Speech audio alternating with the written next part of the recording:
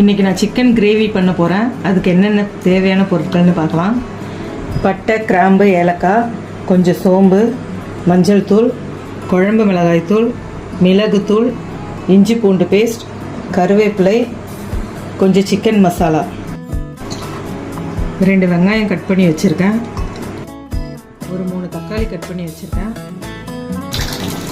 1/2 kilo chicken எடுத்து வச்சுருக்கேன். இப்போ குக்கரில் கொஞ்சம் எண்ணெய் ஊற்றி வச்சுருக்கேன்.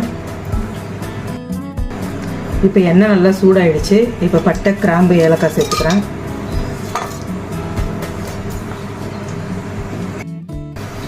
இப்போ வெங்காயம் சேர்த்துக்கிறேன்.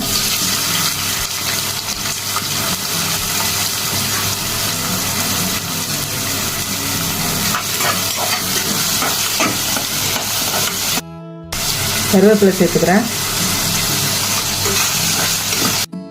இப்போ வெங்காயம் நல்லா வதங்கிடுச்சு. இப்போ நான் இஞ்சி பூண்டு பேஸ்ட்டு சேர்த்துக்கிறேன். இஞ்சி பூண்டு பச்சை வாசனை போயிடுச்சு. தக்காளியை சேர்த்துக்கிறேன்.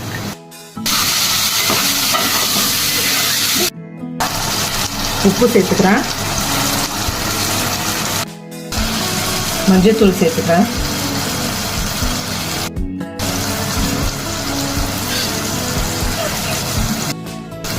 குழம்பு மிளகாய் தூள் சேர்த்துக்கிறேன். Chicken masala 1 spoon.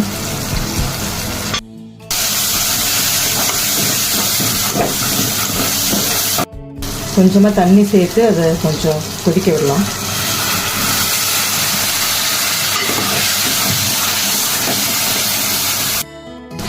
தக்காளி நல்லா வதங்கிடுச்சு. இப்போ சிக்கனை சேர்த்துக்கிறேன்.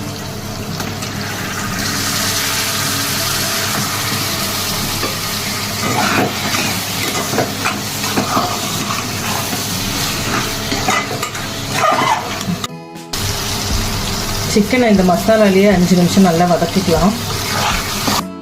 பெப்பரை இப்போ சேர்த்துக்கிறேன்.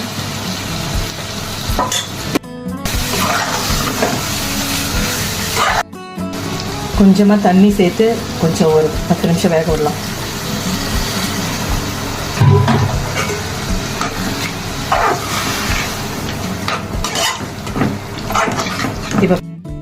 இப்போ 10 நிமிஷத்துக்கு அப்புறம் நம்ம பார்க்கலாம் கிரேவி எப்படி ரெடி ஆகிருக்குன்னு. 15 நிமிஷம் ஆயிடுச்சு. இப்போ நம்ம அதை ஓப்பன் பண்ணி பார்க்கலாம். நல்லா சிக்கன் கிரேவி ரெடி ஆயிடுச்சு.